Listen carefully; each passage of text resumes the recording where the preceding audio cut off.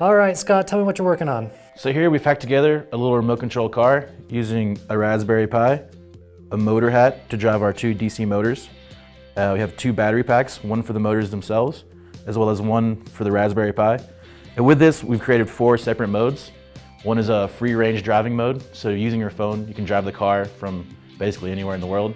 The second one is with that mode, we've added a crash avoidance using this IR sensor. So if there's an object in front of the car, it'll stop and go in reverse to keep from hitting the object so hard. And then with this RGB sensor, we've added 2 separate modes. One is an interactive map with different colors, so red, green, blue. You drive over a different color, you have different effects to your car, maybe a turbo, maybe a slowdown. And also with this sensor, we've developed an autonomous track driving mode, where it will drive on its own repeatedly on a track. Tell me about the first iteration of this car. So basically, anyone can log on to a web page without downloading any software. They can access the car and control it with their gyroscopes and accelerometers of their phone. And it works with both iPhone, which is what I have, and Android, which is what Tyler has. It's a pretty simple page to log into. Gives you basic directions on how to operate the car. And both cars can be driven at the same time. What happened?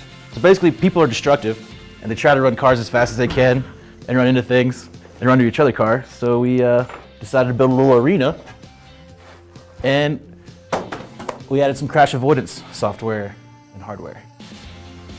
How does that work?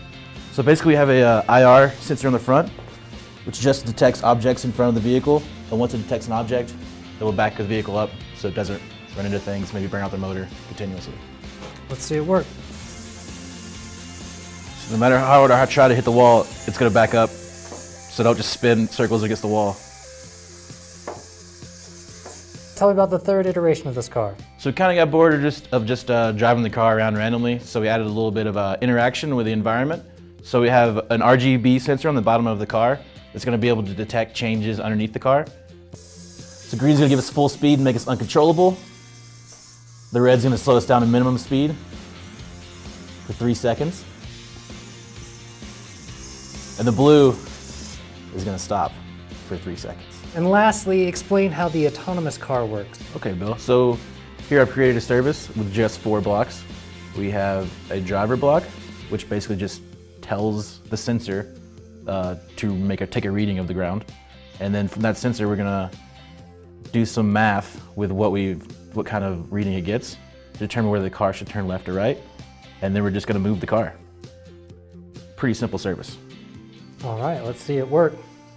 So if I just hit play,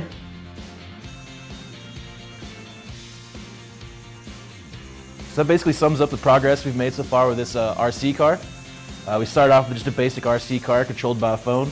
You know, we added some interactions as far as crash avoidance, ability to read the track, and some autonomous operations. If you have any ideas or things that you think would be cool to do with this car, just comment, tweet, carrier pigeon us, and we'll see what we can do.